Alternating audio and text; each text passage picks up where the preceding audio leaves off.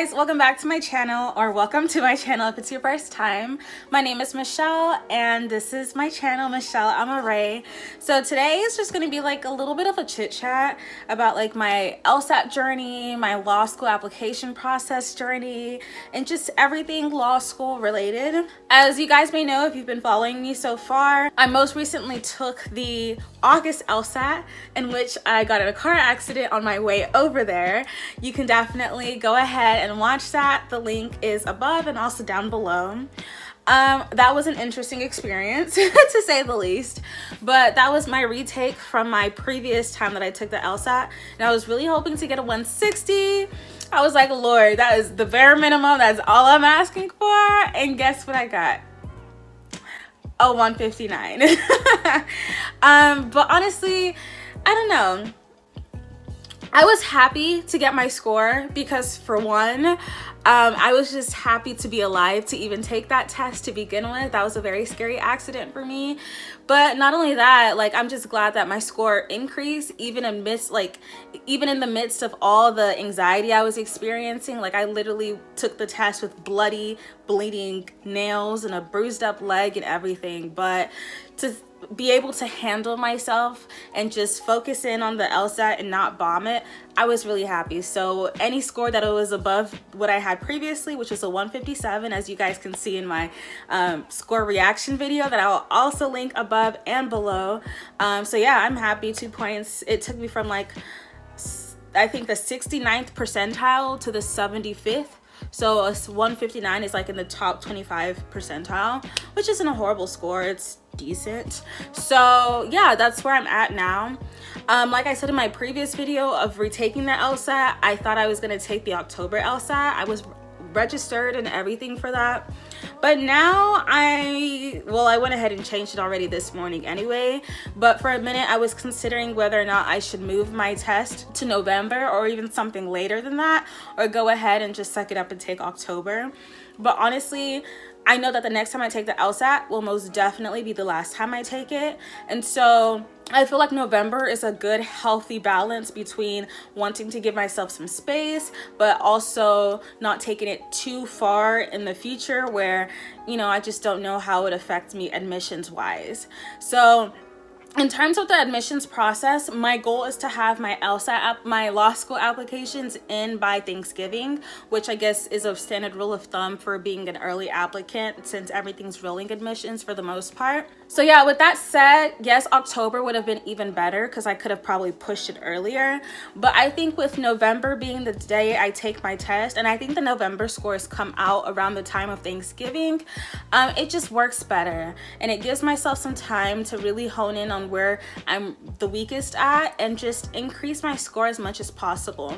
With my score being a 159 as my highest currently on record, I think it's kind of like God's like telling me, because honestly, I could have, look, it was just 1 point. Like, 1 point is not going to kill LSAT. 1 point is not, like, y'all could have literally just went ahead and, you know, spiced up my score with that. But I know myself, and I just won't be satisfied unless I at least hit my minimum target. I mean, I'm the person who came into this whole LSAT thing thinking, I'm gonna get a 173 or a 175. So going from that mindset to, look, even if it's 160, I will take. Look, I must at least get that 160. But with it being a 159 and taking it again, it really doesn't make sense to take it for 1 point because, I mean, in the grand scheme of things, how much of a difference would that point make? I know people might have different opinions on that, but I just don't know. I don't know if a school would see my entire application and be like, well, we can't put her in because she didn't make a 160. She has a 159. You know, I just don't think I would really be in that position. But obviously, I'd want to maximize my opportunities and like with scholarship negotiations and all that kind of stuff. So any point increase would be helpful. But I think I'm going to go ahead and like take it as a sign that I should probably challenge myself even further and not just try to strive for that 160 this next time around, but upwards to 163, 164, 165 range. So that's my goal now, and that's how I'm revising my mindset and my study patterns, and just like really trying to aim and shoot for that score. Honestly, anything above 160 I'll be more than happy with, but that's my ideal score and what I'm shooting for with come November. So enough of all my LSAT and law school updates and stuff. I did want to share with you guys some like resources and things that I'm using and how I'm like planning this whole law school application process and stuff. I do have my school list set out already.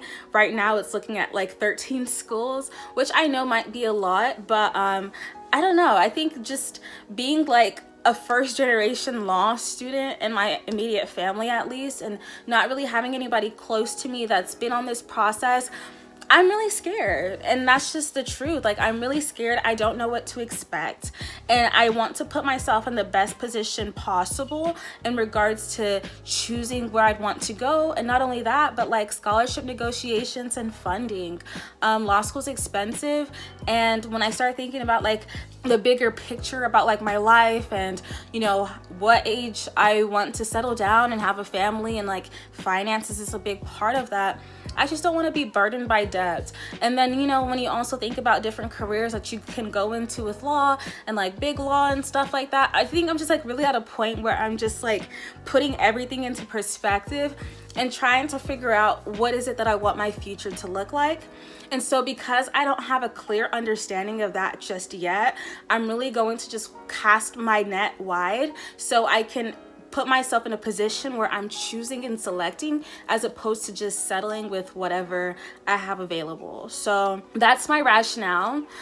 So far I've had a couple of like really great schools reach out to provide me with like fee waivers for their school. I guess they're merit-based because they all mention like my grades and LSAT performance and stuff. So I guess that's been okay.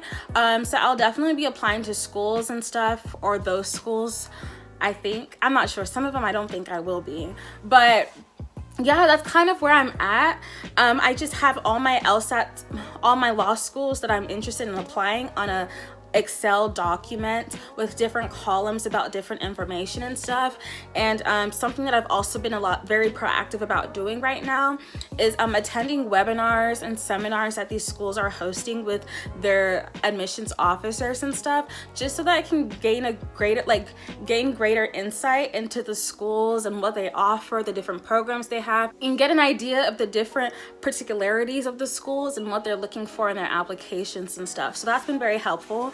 And not only that, it's been helpful for me to narrow down like where I'd even want to apply. Like some of these schools, I'll go to their webinars or their forums and stuff, and like I'll hear the admissions officers talk about their school, and I'm like, oh, this is not for me. And so that's very helpful, because at least it saves me money and the time from applying to those type of schools. So that's very helpful. Another thing that's been helpful for me is being involved in like communities for people of color and African American URM applicants to law school.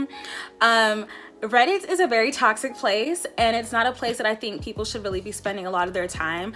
There are helpful things sometimes on that forum, but for the most part, I don't think it's helpful. I don't think it's beneficial, especially for people like me who are URM applicants. Our application process and journey is just so different from the average person or non-Black or non-people of color. And so I don't think I would go onto a forum like that with my stats and stuff and be like, where should I apply? Oh, you're definitely not getting into this caliber of school. Like, I just don't want to fill myself with that kind of negativity. So I just choose to creep on there and listen and, you know, take what's good, take the meat and spit out the bones. That's basically that.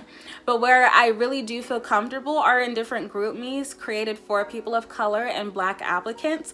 And I'm gonna go ahead and ask for permission, but I'll go ahead and leave the links to those Groupmes down below, or you can privately reach out to me and let me know if you'd like to be added into some of them. But it's really helpful to just be connected to a community of people of color or Black applicants who are aspiring for law school, and just feel supported in this journey and in this process, and feel as if like you're just not alone. Because for a lot of us, I guess, you know, we might be the first lawyers in our family or the first people pursuing a professional or graduate degree like me. So I think it's just really helpful to stay connected with other people who are on a similar journey.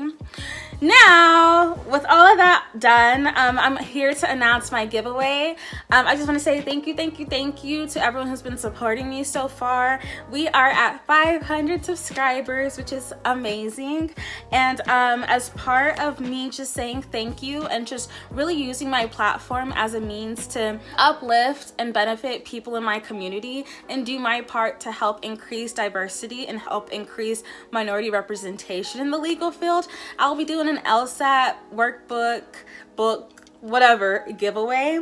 So these are some books from Manhattan Prep. I have the Logic Games book right here, and then the Logical Reasoning. Whew, I forgot about this one. 5 pound book of practice drills. So I think it just drills all the different sections of the LSAT. And then the 10 new actual prep test book for prep test 52 through 61. And then last but not least, the reading comp. So it doesn't end there. I'll also be giving out 8 hours of private LSAT tutoring with Varsity Tutors. I use them personally through my LSAT journey, and it's been helpful to be able to work with a private tutor digitally, of course, because of the pandemic, and just get personalized attention with where my difficulties were with the test and, you know, things that I need help with.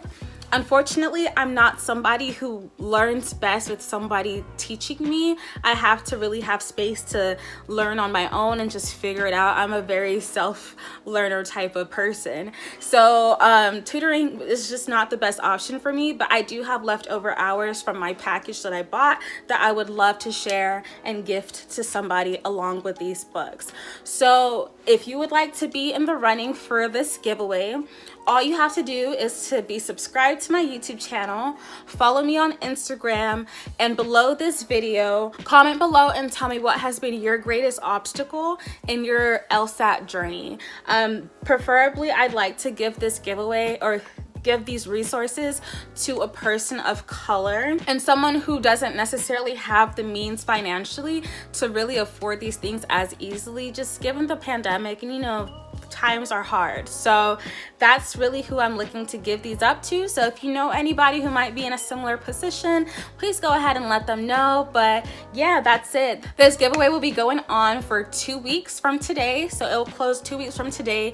You will not have to worry about shipping cost or anything. I will cover that for you. Just let me know the address you want it to get shipped to. So with all of that said, please go ahead and give this video a like, share, let other people know maybe you might not fall into the giveaway conditions, but you know somebody who does.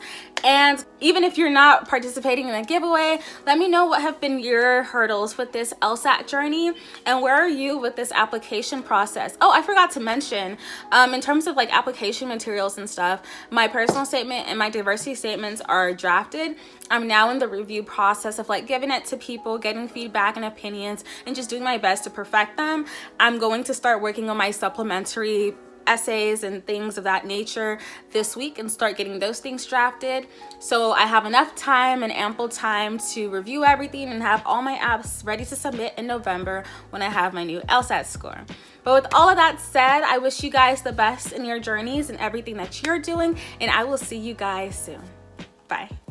You a bad girl and your friends bad too. Oh, you got the swag, saucy drippin' swag, do. You a bad girl and your friends bad too.